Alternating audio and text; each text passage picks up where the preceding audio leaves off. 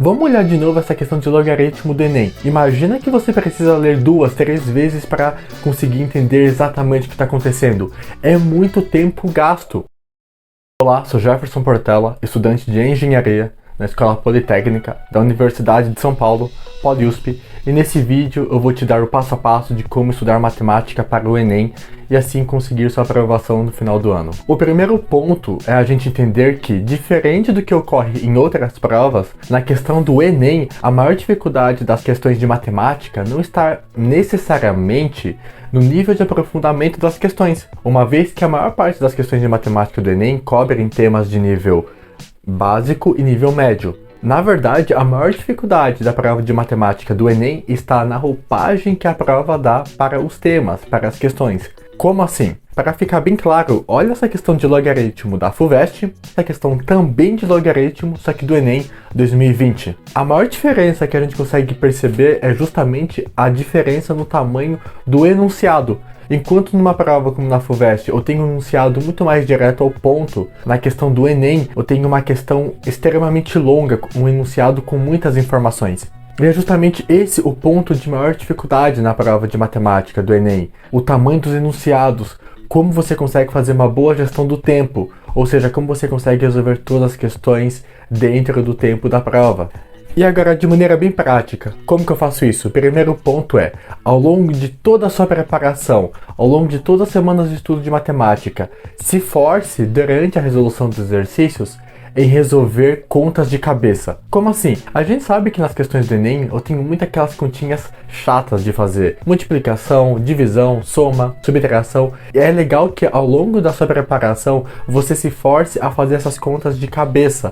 Porque isso vai fazer com que durante a prova, no dia da prova, você consiga economizar tempo. E é óbvio que no começo vai ser um pouquinho difícil você conseguir fazer todas as multiplicações, as somas de cabeça, mas pode ter certeza que se você se forçar a fazer isso todos os dias de estudo, com certeza no dia da prova você vai conseguir fazer muitas contas de cabeça. E aí você pode pensar, tá, mas cara, vamos ser bem sinceros, se eu resolver algumas contas de cabeça durante a resolução de questões do Enem, eu muito provavelmente vou economizar no máximo que seja 1 minuto numa questão. E você fala, cara, é pouco tempo. E realmente é pouco tempo. Mas quando você se lembra que são 45 questões, se você economizar que seja 1 minuto numa questão, 40 segundos em outra questão, quando você soma pela quantidade de questões que você tem, você percebe que você vai economizar muito tempo ao final da sua prova. Então é legal que você se force a fazer contas de cabeça ao longo de toda a sua preparação. E o segundo ponto muito importante, ainda dentro dessa questão de gestão do tempo na prova do Enem, é que ao longo de toda a sua preparação, você também se force a resolver as questões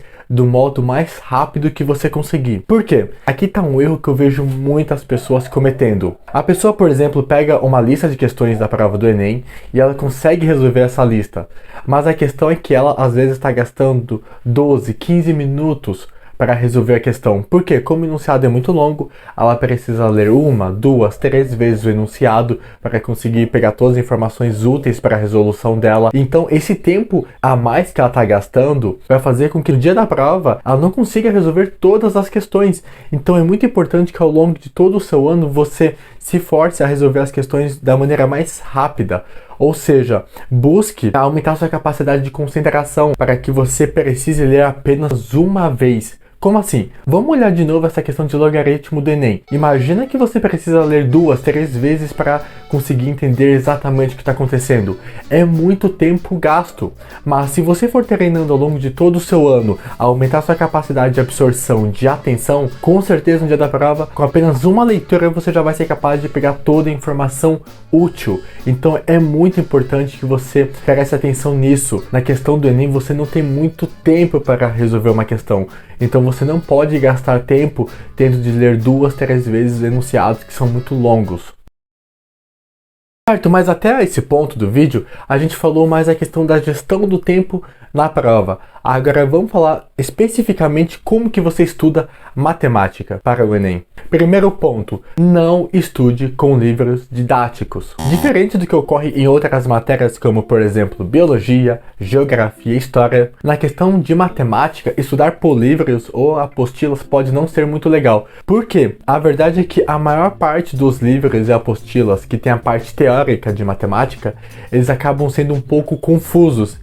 E aí pode fazer com que você gaste um tempo desnecessário tentando entender uma teoria, que se você tivesse vendo uma aula, você gastaria muito menos tempo para entender. E tendo passado pela escola, pelo cursinho e hoje estando na faculdade, o que eu tenho certeza é que os professores de cursinho são aqueles que têm a melhor didática. Então com certeza não é difícil você encontrar boas aulas de matemática, mesmo se você faz cursinho presencial ou cursinho online. Então busque estudar por aulas, videoaulas. Depois que você assistiu a aula, o que você faz? Aquele feijão com arroz que funciona. Lembre-se, muitas vezes a gente fica preocupado em descobrir uma didática mirabolante, mas a verdade é que o que te faz passar no Enem, no vestibular, em uma prova qualquer, é você fazer aquele arroz com feijão que funciona. Então, você já viu uma boa aula, você prestou atenção nessa aula, o que você vai fazer depois? Depois que acabou a aula, você vai buscar fazer entre 10 e 20 exercícios daquele tema.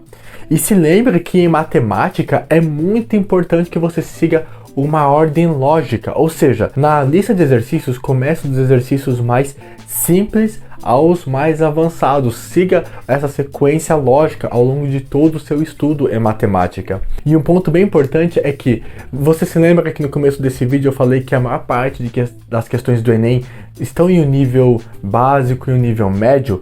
Então é legal que ao longo da sua lista de exercícios você também busque de tempos em tempos resolver questões de provas que são um pouco mais aprofundadas. Coloque em suas listas de exercícios algumas questões da FUVEST, algumas questões de provas militares, porque se você está buscando a aprovação em cursos muito concorridos, como por exemplo medicina, você saber um nível a mais, você ter um nível de aprofundamento maior, é bem importante. Essa diferenciação é bem legal e bem fundamental para a sua aprovação. O segundo ponto agora é: domine os conteúdos básicos. Aqui está a lista dos temas básicos que mais caem no Enem. Então nesse momento do vídeo, pause esse vídeo e anote aqui os temas que mais caem na prova do Enem.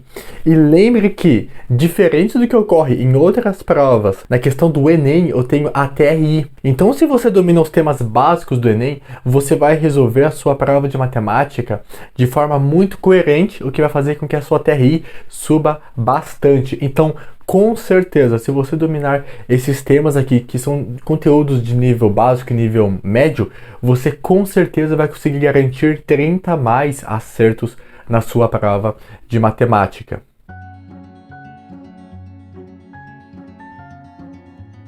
Para cursos muito concorridos como Direito, Medicina, acertar 30 mais no Enem não é o suficiente. Para esses cursos você precisa entrar na casa dos 40 mais acertos em matemática. E aí nesse ponto a gente já precisa deixar de lado apenas aqueles assuntos básicos e de nível médio e entrar nos assuntos mais aprofundados, nos assuntos mais complexos. E aqui está a lista dos assuntos mais complexos que caem na prova do Enem.